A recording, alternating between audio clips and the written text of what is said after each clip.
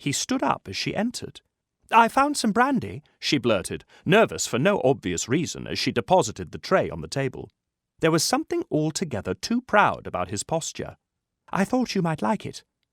"I doubt it," he said dryly, "but I thank you for the effort. Tell me—" Before he could finish, a sudden explosion of noise erupted from the coffee room next door. A joyful bark, followed by the thud of a heavy object, or body, on the floor, and then a door slammed.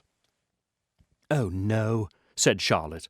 A small, furry whirlwind hurled itself into the parlour and leapt straight into Charlotte's arms. She caught him automatically, received an enthusiastic slobber across her face, and a demented tail wag before the terrier broke free again and bounced onto the stranger's chest. "Oh, you awful animal!" Charlotte exclaimed, reaching for the dog, who had by now discovered the stranger to be an excellent stepping-stone to the table and a little extra dinner. He was scrambling over the man's shoulder when George burst into the room. "Sorry, Charlie," George panted.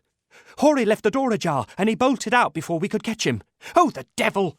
He uttered the last as Spring leapt for the table. However, before either Charlotte or George could grab him, the stranger reached behind and caught the dog in both hands. "Well," he said sternly, holding Spring in front of him, "are we on such terms that you think you can help yourself to my dinner?" Spring wagged his tail and looked sheepish. "He doesn't think at all, sir," George observed. "We think he's insane, but Charlie would keep him." Spring's tongue shot out and licked his captor's nose. The stranger's lip twitched. Encouraged, Charlotte said, "There isn't a mean bone in his body. He's just too excitable." "Much," agreed the stranger, bending his tall body to place the dog on the floor. George hastily backed to the door to close it. "Sit," the man commanded, "and stay." Charlotte almost laughed at such wild optimism. But to her astonishment, Spring did sit, although his tail wagged so hard she could feel the draught. "Good God," George uttered. "Do you see that, Charlie?" "Oh, I do," Charlotte replied, awed. "There, I knew you were good at heart," the man said to Spring, and swiping a small leftover piece of meat from his plate, he fed it to him. Spring gazed up at him adoringly. Charlotte took the leash from George and slipped it over the dog's head.